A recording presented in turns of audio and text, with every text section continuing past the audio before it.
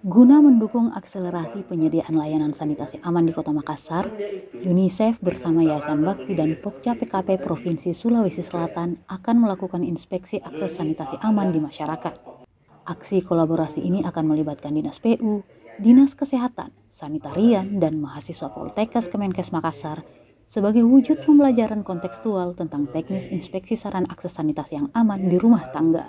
Tantangan untuk mewujudkan layanan akses sanitasi yang aman bagi seluruh lapisan masyarakat menuntut kerjasama lintas sektor.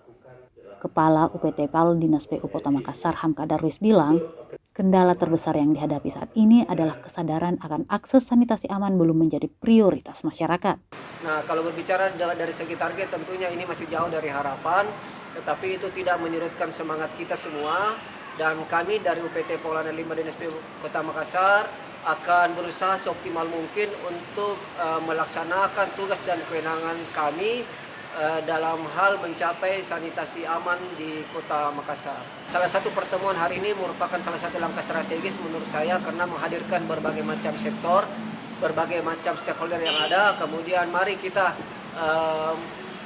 melakukan langkah-langkah konkret yang seperti apa sesuai dengan kewenangan dan tugas kita masing-masing dari stakeholder yang ada.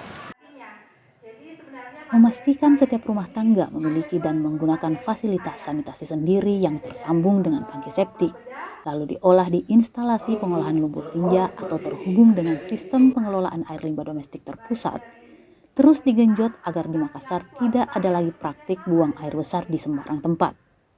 Apabila dia sudah melakukan penyedotan, artinya itu sudah sanitasi aman. Jadi bukan hanya kita saja di rumah sudah punya tangki septik, tapi kalau tidak dilakukan penyedotan selama kurun waktu 2-3 tahun, itu belum kategori sanitasi aman.